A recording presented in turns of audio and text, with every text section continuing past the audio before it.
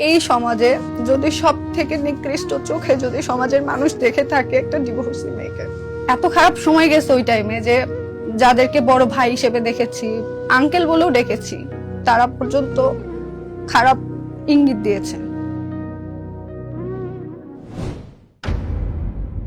আসসালামু আলাইকুম সবাইকে, আমার নাম শারমিন আক্তার স্মৃতি।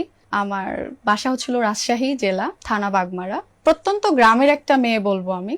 আমার যখন জন্ম হয় আমি আমার বাবার দ্বিতীয় কন্যা, কিন্তু সেই পরিবারে আসলে হয় না গ্রামের মানুষ, এবং এটা যে একটা মেয়ে আছে আবার একটা মেয়ে হয়েছে, তখন আমার বাবার অনেক বেশি মন খারাপ হয়েছিল যে ঘরে আরেকটা কন্যা সন্তান জন্ম নিয়েছে। একটা সময় ডিসিশন নাই যে আমাকে হচ্ছিল দিয়ে দিবে, অন্য মানুষকে দিয়ে দিবে। আমার বয়স হয়তো বা 10-15 দিন। আব্বা যেখানে কাজ করতো তো সেখানকারই বড় একজন অফিসার ছিল, ওনারা হচ্ছিল নিঃসন্তান, ওনারা আমাকে নিতে চাই, এবং আমার যে স্মৃতি নামটা এটা কিন্তু ওনারাই দিয়েছিল। আমার বাবা মা আমার ফ্যামিলি থেকে এই নামটা আমাকে দেয় নাই। আমার ফ্যামিলি থেকে আমার মা বাবা তো এটার পক্ষেই ছিল, কিন্তু আমার দাদি ছিল বেঁচে তখন। আমার দাদি তখন আমাকে নিয়ে আমার বড় চাচার কাছে পালিয়ে যায়।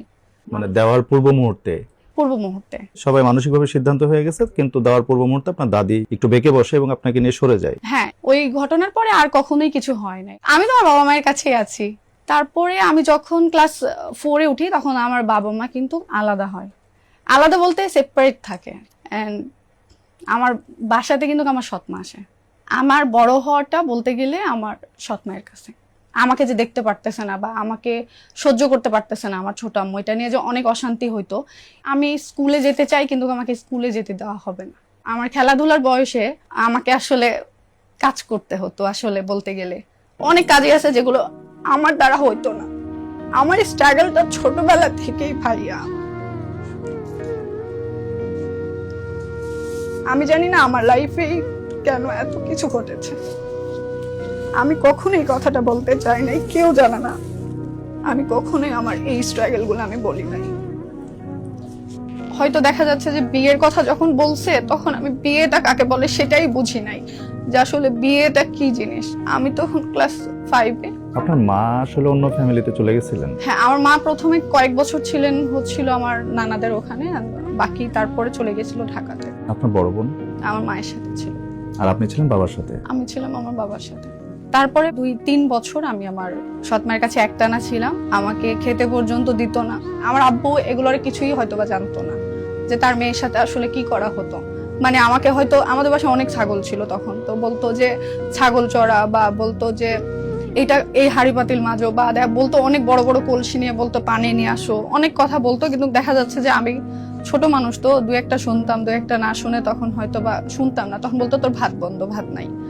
সো এই ভাতের ক্ষুধা মেটানোর জন্য আমাদের বাসার সাথে একটা বড় একটা টমেটোর বাগান ছিল, তো আমি সেখান থেকে টমেটো তুলে নিয়ে খেতাম, এবং বেশ কতবার আমি এই কাজটা করছি। তারপরে ঢাকাতে যাই আমার মা বোনের কাছে, তখন ওখানে টুকটাক কিছু কাজ আমিও করতাম। আমার জীবনের প্রথম ইনকামই হচ্ছে 40 টাকা। এই কাজগুলো তখন ডেইলি রোজের কাজও আপনাকে করতে হয়েছে? হ্যাঁ, তখন ওইটা করেছি যে হয়তো ভালো কিছু একটা খেতে পারবো, ফ্যামিলির সাথে হয়তো ভালোভাবে থাকতে পারবো। ও ঢাকাতেও থাকতাম এবং এখানে আমার সৎ মায়ের কাছে, বাবার কাছেও আমি থাকতাম। আমি আসলে চাচ্ছিলামই যে আমার পড়াশোনাটা এর মধ্যে যতই স্ট্রাগল হোক আমি যেন করতে পারি, মানে কন্টিনিউ করতে পারি। পড়াশোনাটা আমি ছাড়তে চাই নাই কখনো, যার কারণে যখন বাবা, মানে আমার সৎ মা এবং আমার বাবার কাছে আমি থাকতাম, তখন অনেক সময় আছে আমার পড়াশোনার খরচ চালাইতে পারতাম না। তখন আমাকে ঢাকা চলে যেতে হতো, এন্ড ওখানে যাওয়ার পরে হয়তো কিছুদিন কাজ করতে হতো। সেই কাজের পুঁজি দিয়ে আমাকে এসে আবার হয়তো কোনো ভর্তি হতে হতো পড়াশোনার জন্য।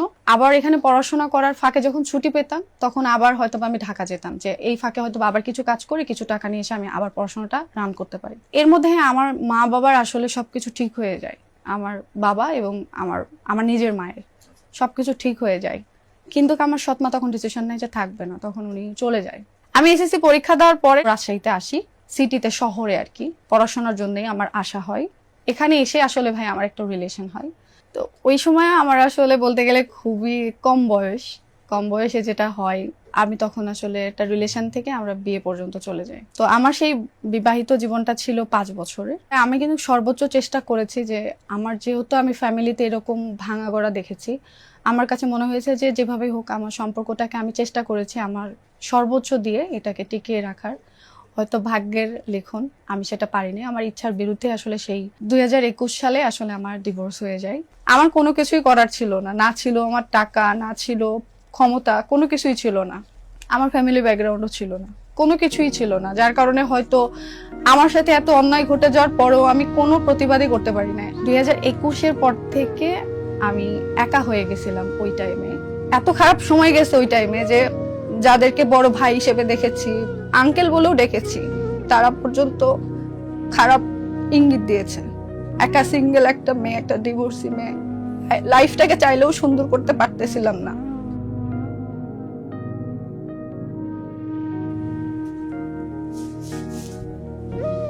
Sorry.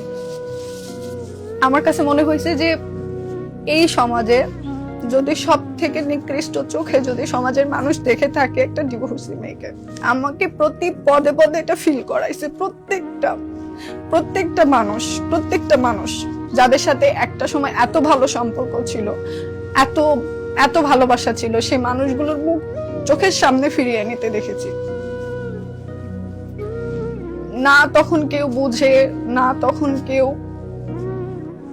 মাথার উপর একটা ছায়া পর্যন্ত ছিল না। কিন্তু চাকরির জন্য অনেক চেষ্টা করেছি ভাইয়া ওই টাইমে। এই যে আমি বললাম না যে যাদের বড় ভাই হিসেবে দেখেছি, আঙ্কেল হিসেবে দেখেছি, তারাও আসলে কুপ্রস্তাব বা খারাপ কথা বলেছে। এই সুযোগটা তারাও আসলে ওই টাইমে নিয়েছে। মনে হয়েছে যে আমি হয়তো চাকরিতেও আমি হয়তো বা এখন সেফ না, আমি চাকরিও কারো কাছে পাচ্ছি না। আমাকে এমন একটা কাজ করতে হবে যেখান থেকে আমি ইনকাম করতে পারবো, নিজের পরিচয় করতে পারবো এবং আমি সেফ থাকতে পারবো। এই চিন্তা থেকে আসলে ভিডিওটা শুরু করা। একটা হাতে যেহেতু ফোন আছে, আমি এটা দিয়ে চেষ্টা করে দেখি কিছু পারি কিনা। তখন আমি টুকটাক সোশ্যাল মিডিয়াতে ভিডিও দিতাম, ওইখান থেকে আমার আর্নিং শুরু হয়। ইনকাম তো আমি শুরু করলাম, কিন্তু সমাজের মানুষের কাছে ভালো হইতে পারি নাই। ইনকাম থেকে ভালোই চলতেছিলাম, কিন্তু এই সমাজে না একটা ট্যাগ বসে যায়, যে ট্যাগটা হচ্ছিল ডিভোর্সি ট্যাগ।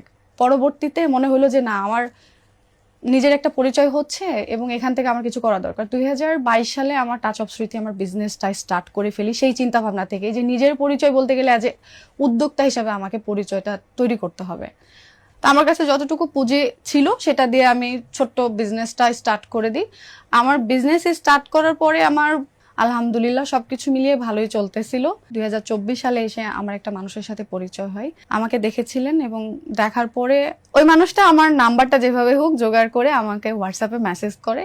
যখন উনি আমাকে বলে যে আপনাকে আমি এখানে দেখেছি, আমাদের বাসার লোকেশনটা দিয়েই বলে, বাসার সামনের লোকেশনটা, আমার তো মাথা ঘুরে গেছে যে একটা বিদেশি নাম্বার, আমাদের বাংলাদেশি নাম্বার না, সেই নাম্বার থেকে আমাকে হোয়াটসঅ্যাপ করেছে এবং আমাকে বলতেছে আমাকে দেখেছে। এবং উনি আমাকে পরপর 2 দিন আমাকে দেখে এইভাবে মেসেজ করেছে। আমি তো ভাবছি কেউ আমাকে ফলো করতেছে। আমার একটু ভয় ঢুকে গেছিল যে আসলে কে এই লোকটা যে আমাকে এত ফলো করে, এত দেখতেছে, আমি কোথায় যাচ্ছি না যাচ্ছি এটাও বলতে পারতেছে। তা আমার কাছে খুবই খারাপ লাগছে এবং আমি বলছি আপনি যদি আপনার পরিচয় না দেন তাহলে আমি আইনের আশ্রয় নিব। তারপরে আমি বলি যে আপনি আমার বাসার সামনে এখন আসবেন, আমি দেখব। আমি আসলে ওপরেই ছিলাম বেলকনিতে এবং ওনাকে আসতে বলেছিলাম, উনি সত্যি সত্যিই এসেছিল। তারপরে আমার দেখার পর মনে হলো না, আমি লোকটাকে কোনোদিন দেখি নাই, আমার এই জীবনে আমি কোনোদিন ওনার ছায়াও দেখি নাই। আমার কাছে মনে হয়েছে একটু বখাটে লাগছে আর কি, মানে গলায় একটা চেইন, তারপরে হেলমেট, একটা টি শার্ট, ব্ল্যাক প্যান্ট। তারপরে তো উনি চলে যায়, দেন আমি ব্লক করে দিছি সব জায়গা থেকে। সব জায়গা থেকে ব্লক করার পরে উনি আমাকে বাংলাদেশের একটা নাম্বার থেকে কল দেয়। তখন উনি আমাকে বলে যে আপনি কি আমাকে ব্লক করেছেন? আমি বললাম কে বলছিলেন আপনি? তখন বলছিলেন এই যে, পরিচয় দেয়। তো আমি বলি যে দেখেন, আপনাকে আমার আসলে খুব একটা সুবিধার মনে হয়নি। আর আসলে আমি তখন সরাসরি বলে দিই, আপনি মানে আমার তো আর বয়স আর এত কম না, আমি তো একটু হলো বুঝি যে একটা ছেলে কেন আমাকে মেসেজ করতেছে বা কেন কথা বলতে চাচ্ছে। আমি ডিরেক্ট বলে দিছি যে দেখেন, আমি একটা ডিভোর্সি মেয়ে, আমার অতীতের আমার পুরো জীবন কাহিনীটাই আমি ওনাকে বলেছিলাম এবং আমি ভিডিও করি এবং এটাই আমার প্রফেশন। তো বললো যে আপনি আমাকে ট্রাস্ট করতে পারেন, আমি শুধুমাত্র আপনার ভালো লাগা থেকে আপনাকে মেসেজ করছি, আমরা কি ভালো বন্ধু হতে পারি? তখন আরো অনেক কথাই হয় ভাইয়া। তো ওইখান থেকে ওই মানুষটার প্রতি আমার তখন পজিটিভ চিন্তা ভাবনা আসে। আমরা এভাবেই আমাদের ফ্রেন্ডশিপটা ছিল ভাইয়া, অনেক দিনই ছিল।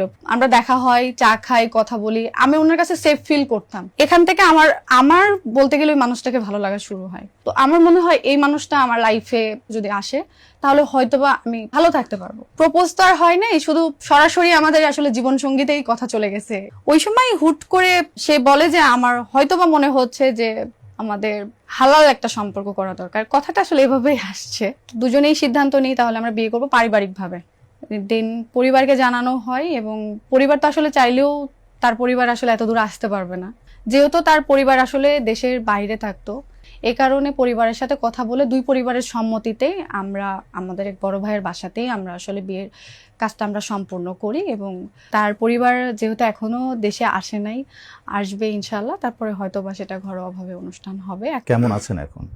আলহামদুলিল্লাহ, পরিবার পেয়েছি, যে পরিবারে আলহামদুলিল্লাহ অনেক ভালো আছি। আমাকে সবাই অনেক ভালোবাসে, আমরা কিন্তু জয়েন্ট ফ্যামিলিতে থাকি।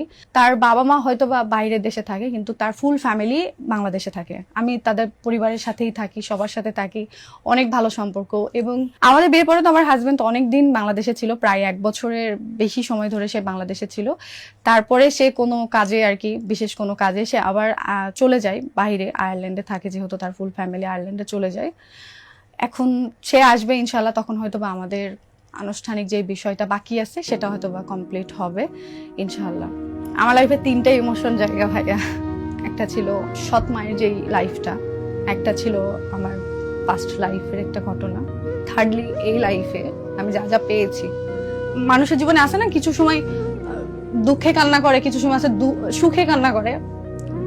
তো আমার এই কান্নাটা আসলে সুখেরই বলতে পারেন। মানে আমার কিন্তু ফ্যামিলি ভয় পেতাম আমি মেইনলি, যে শ্বশুর শাশুড়ি কথাটা আমি অনেক বেশি ভয় পেতাম। আমার কাছে আমি ডিসিশন নিয়েছিলাম যে আমি যদি কখনো যদি বিয়ে করি, শাশুড়ি যেখানে আছে আমি বিয়ে করব না।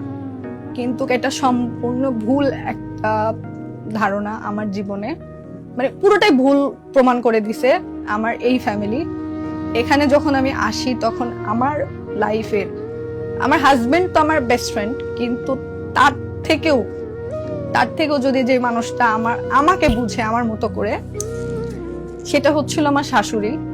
তার সাথে আমার এত ভালো সম্পর্ক যে আমি জানি না এরকম শাশুড়ি আসলে পাওয়া যায় কি না ভাইয়া। সংসারের মধ্যে আমার সব থেকে বেশি আমার লাইফে যদি সাপোর্ট করে থাকে আমার হাজবেন্ডেরও আগে, তাহলে আমার শাশুড়ি করছে। আর আজকে এই পর্যন্ত কিন্তু সম্পূর্ণ ক্রেডিট আমার হাজবেন্ড আর আমার শাশুড়ির আছে। আর আমি এই কান্না করছি এই কারণেই ভাইয়া, যে আগের শাশুড়ি আমাকে খেতে দেয়নি, আমাকে কোনো কিছু ছুঁইতে দেয় নাই, মানে রিলেশন করে বিয়ে করছি তো ওই জায়গাতে আমাকে অনেক অপহস্ত করছে। আমি গরিবের মেয়ে ছিলাম ভাইয়া, তো কথায় কথায় বলতো যে ছোট লোক, এটা দেখিসনি জীবনে, ওইটা দেখিসনি, এই মানে অনেক খারাপ ভাবে আমাকে ট্রিগার করছে। আমি যখন এই বাসাতে আসছি, বাট জানি না আমার শাশুড়ি একটা ফেরেশতা কিনা। আমি তখনও গরিব বলতে গেলে, তাদের কাছে গরিব, তাদের ফ্যামিলিতে আমি কিন্তু সত্যি অনেক গরিব ঘরের একটা মেয়ে। প্লাস আমার এত বড় একটা লাইফে পাস্ট আছে, তবুও আমার শাশুড়ি, আমার শ্বশুর শাশুড়ি একটা কথাই বলে দিছে যেদিন আমি প্রথম ওই বাসাতে যাই, সেদিন বলে দিছে যে সম্মানটা তোমরা আমাকে করো, মানে আমার শ্বশুর শাশুড়িকে শ্বশুর বলতেছিল, যে সম্মানটা তোমরা সবাই আমাকে করো, সেই সম্মানটা যেন, এই একই সম্মান যেন আমার ছেলে বউ পায়। ওই ফ্যামিলিতে ভাইয়া এখন যদি কেউ একটা সুতাও যদি মানে কোনো কিছু ডিসিশন নাই, সেটা আমার কথাতে হয়। এই যে প্রায়োরিটিটা, এই যে সম্মানটা আমি এই সম্মানটা কখনো পাই নাই। আর আমি কল্পনাও করি নাই যে আমি এত সম্মান হয়তো আমি পাওয়ার যোগ্য কিনা, আমি সেটাও জানি না। আমার শাশুড়ি জাস্ট যেদিন ওই বাসাতে আমি গেছি সেদিনই আমাকে বলেছে যে এই বাসা তোমার, চাবি তোমার, সবকিছু তোমার যেভাবে ইচ্ছা সাজাও, যেভাবে ইচ্ছা তুমি করো। আমি একবার বলেছি যে আমার একটা শোরুমে জায়গা লাগবে, পুরো বাসা দিয়ে দিছে, পুরো বাসাটাই আমার শ্বশুরের। আমি খালি মুখ দিয়ে বলতে পারি না ভাইয়া যে আমি এটা নিবো বা খাবো বা পরবো, সাথে সাথে ওইটা হাজির। আমার হাজবেন্ডের আগে কিন্তু আমার শ্বশুর শাশুড়ি আমাকে ওই প্রায়োরিটিটা দেয়। বোঝাইতে পারবো না ভাইয়া যে আমি যেই ফ্যামিলিতে এখন আছি, আমি যেই শ্বশুর শাশুড়ির ফ্যামিলিতে এখন যে আমি সংসার করে খাচ্ছি, আমার কাছে মনে হয় যে হয়তো একটা মেয়ে আছে সর্বোচ্চ ভাগ্য করে আসলে এরকম একটা ফ্যামিলি পাই, যে প্রত্যেকটা মেয়ের জীবনে ঠিক এইরকম একটা পরিবার, এরকম শাশুড়ি, এরকম শ্বশুর, এটা ডিজার্ভ করে। প্রত্যেকটা মেয়ে যেন এমন ফ্যামিলি পায়। আর আমার যে আগের পাস্ট ছিল, আমার শত্রুরও যেন এই লাইফটা যেন না হয়। কপালটা ছোটবেলা থেকে এত খারাপ ছিল ভাইয়া, সবকিছু মিলে আমার কাছে মনে হয়েছিল যে যার কপালে সুখ হয় না তার কপালে কখনোই সুখ হয় না। এটা আসলে ভুল একটা আমার কাছে মনে হয়েছে, যে না, আপনি ধৈর্য ধরলে, আপনি কষ্ট করলে, আপনি যদি সৎ থাকেন, দেখবেন আপনার জীবনে অবশ্যই আল্লাহ ভালো কিছুই রেখেছে। ধৈর্যের উপর আসলে কিছুই নাই। আসলে আমার যখন আমি স্মৃতির ফার্স্ট টাইম দেখি, টু বি অনেস্ট, আমার ওরে প্রথম দেখাতে আমার ভালো লেগে গেছিল। বাট এই ভালো লাগাটা এটা না যে আমি ওরে বিয়ে করবো এমন কোনো ডিসিশন আমি তখন নিই নাই, কারণ আমি তো তারে চিনতাম না। আর তার সাথে যে আমার মানে ইন ফিউচার আমার কথা হবে, এগুলো আমি কখনো ইমাজিন করি নাই। অনেক কথা এখনো আপনাদের সাথে শেয়ার করা হয় নাই, যেগুলা সিক্রেট আছে। ইনশাল্লাহ আমরা একদিন না একদিন ওগুলা শেয়ার করবো যখন, তখন আরো ভালোভাবে ক্লিয়ার হতে পারবেন আপনারা। বিয়ের সিদ্ধান্তটা নিছি অ্যাকচুয়ালি আমি যখন ওর সাথে আরো মানে ওরা চিনতেছিলাম, ওর সাথে যখন আরো মানে কমিউনিকেট করতেছিলাম, সো আস্তে আস্তে আমার ভালো লাগাটা আরো ডিপ হচ্ছিল। সো আমি তখনই ডিসিশন নিই যে আম, এই মানুষটারে আমার লাইফ পার্টনার বানানো যায়। আমি আনম্যারিড একটা ছেলে ছিলাম, আমি জানতাম যে স্মৃতি হচ্ছে married, I mean divorced, sorry. But আমার ওইটা নিয়ে কোনো ইস্যু ছিল না, কারণ আমার বাবা মা, আমি অ্যাজ লাইক মোস্ট মানুষ জানে যে আমি হচ্ছে বাইরের দেশে বড় হয়েছি, আমি রেজ হয়েছি। সো আমাদের মেন্টালিটিটা কাইন্ড অফ ডিফারেন্ট, আমাদের ওয়ে অফ থিঙ্কিং, আমাদের বাবা মার যেসব টিচিংস গুলা ছিল, ইভেন আমাদের ধর্মেও কিন্তু আমাদের নবীজি হচ্ছে একজন ডিভোর্সি মেয়ে এবং একজন উইডো মেয়ের বিয়ে করছিল। সো ওখান থেকে আমি ইন্সপায়ার্ড হয়েছিলাম যে আমি এই মানুষটারে আমি লাইফ পার্টনার করলে হয়তো বা ও আমার বাবা মারে ভালোভাবে ট্রিট করবে, আমার ফ্যামিলিকে আরো ভালোভাবে আন্ডারস্ট্যান্ড করবে। সো মেইন পার্সপেক্টিভ ছিল যে আমার বাবা মারে ও ভালো রাখবে। বলি নাই এখনো সবাইরে অ্যাকচুয়ালি আমরা রিভিল করি নাই আমরা কবে বিয়ে করছি। আমরা যখন দুইজন দুইজনের নিয়ে শিওর হয়ে গেছিলাম যে না, আমরা একসাথে থাকতে চাই, সারা জীবন একসাথে থাকতে চাই, সো তখনই আমরা আমাদের নিকাটা কমপ্লিট করে রাখি। অনেকজনের মিসকনসেপশন আছে যে আমার বাবা মা হয়তো বা স্মৃতির মেনে নিচ্ছিল না কারণ সে ডিভোর্সি। বাট ইনফ্যাক্ট আমার বাবা মা বরং আরো বেশি সাপোর্ট করছে যে ও আর একজন ডিভোর্সি। ওইটাতে আরো ওরা প্রাউড ফিল করতেছিল যে আমার সন্তান একজন ডিভোর্সি মেয়েরে বিয়ে করতেছে। সো এখান থেকে আমার বাবা মার পক্ষ থেকে অ্যাটলিস্ট কোনো বাধা ছিল না আমাদের বিয়েতে। অ্যান্ড স্মৃতি সম্পর্কে যেটা বলবো, স্মৃতি হচ্ছে অনেক অনেক ভালো একটা মেয়ে। মানে স্মৃতিরে আমি আমি কতটুকু সাফ করি আমি জানি না, বাট স্মৃতিরে যে আমি আমার লাইফ পার্টনার হিসাবে পাইছি এটা আমি অনেক গ্রেটফুল। আলহামদুলিল্লাহ, আমাদের সব আশা পূরণ করে দিছে আল্লাহ।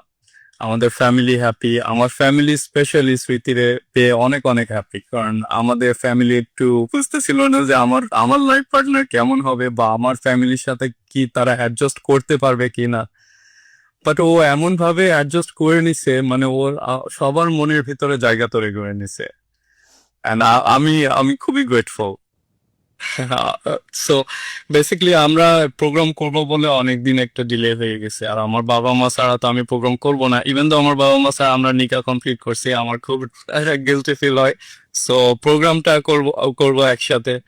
আমার বাবা মা বাংলাদেশে যাবে সুন, আমরা উইদিন 3 মান্থস আমরা বাংলাদেশে যাব। দেন ইনশাল্লাহ আমাদের প্ল্যান আছে অ্যাজ সুন অ্যাজ পসিবল আমাদের প্রোগ্রামটা শুরু করা। স্পেশাল কথা তো আমার যখনই যে স্পেশাল কথাগুলো না আমার মনের ভিতরে আসে, আমি অনেস্টলি ট্রুথফুলি যেগুলো আসে সেগুলো বলি। আমার যখন যেটা ফিল হয়, ধরেন আজকে আমি ওরে অনেক মিস করতেছিলাম, আমি ওরে কল করে বলছি, আমি ওরে মেসেজ করে বলছি যে আমি তোমার অনেক মিস করতেছি, মানে আমার খারাপ লাগতেছে। স্মৃতির কোনো ব্যাপারে কোনো আপত্তি, স্মৃতির কোনো কিছু আপনার ভালো লাগে না? আমরা তো সবাই হিউম্যান বিং, আমরা সবাই মানুষ। তো সবার ভিতর পারফেকশন খোঁজাটা হচ্ছে বোকামি। আর কিছু ইমপারফেকশন যদি একটা মেয়ের ভিতরে থাকে বা একটা মানুষের ভিতরে থাকে, সেগুলো আমাদের দায়িত্ব যে ওগুলা ঠিক করে নেওয়া। অ্যান্ড স্মৃতির ভিতর আমি একটাই কমপ্লেন করবো, সেটা হচ্ছে যে ও অনেক সোজা। ও মানে ইজিলি মানুষের ট্রাস্ট করে ফেলে, মানে সবাই বিশ্বাস করে ফেলে। But at the end of the day ও হার্ট হয় ওখান থেকে। এতটুকুই বলবো, এটাই হচ্ছে ওর নেগেটিভ সাইড। আমি ভাবছিলাম ও হয়তো বলবে যে আমি একটু হট মেজাজি, এটা হয়তো বা বলবে। আচ্ছা যাই হোক, হ্যাঁ আমার দুইটা, ওর কাছে আমার এই দুইটা জিনিসই মানে মনে করে যে আমার লাইফে হয়তো বা ইফেক্ট ফেলে বেশি। তার মধ্যে সব থেকে বেশি ইফেক্টটাই পরে, আমি অনেক বেশি ইমোশনাল, মানুষকে খুব সহজে ট্রাস্ট করে ফেলি এবং পরে আসলে এটা নিয়ে আমি অনেক অনেক কষ্ট পাই আসলে। এইটা অবশ্য এটাই আগে থাকার কথা ছিল, এটাই বলছে। আরেকটা ছিল যে আমি একটু অল্পতে একটু রেগে যাই আর কি। যাই হোক, এটাও আবার একটু পজিটিভই নিয়েছে, যদিও এটা সবার সাথে না, শুধু আমার খুব কাছের মানুষের সাথে করি। আর ওর মধ্যে এরকম কিছু নেই। ও আসলে কি একটা জিনিসই, সেটা হলো যে ও একটু ডিসিশন আসলে একটু স্লোলি মেক করে। মানে আমাদের দুজনের মধ্যে মিল একটু কম, একটাই কারণ আমার কাছে কোনো ইয়েই নাই, হয় এসপার নয় ওসপার, যেটাই হবে লাইফে হয় এটা হবে, না হলে পজিটিভ হবে না নেগেটিভ উনি হবে। খুব ধীর স্থির ভাবে সিদ্ধান্ত হ্যাঁ, নিতে উনি পছন্দ উনি করেন। না মানে খুবই ধীরস্থির ভাবে একটা ডিসিশন নেবে, সেটা যেটাই হোক, ভুল হোক আর সঠিক হোক। তো দেখা যাচ্ছে যে আমরা যদি কোনো ডিসিশন মেক করতে যাই তখন এই একটাই প্রবলেম হয় যে আমি হুট করে ডিসিশন নিয়ে ফেলি, আর ও ডিসিশন নিতে একটু সময় নেয়। এইটাই, এটা ছাড়া আর কিছুই না। যদিও এটা ওর প্রবলেম না, আমাদের মনে হয় দুইজনের একসাথে পারফেক্ট যে বিষয়টা, এটা এখান থেকেই আসে যে দুইজনে যদি সেম রকম হইতাম তাহলে তারও বেশি প্রবলেম হইতো।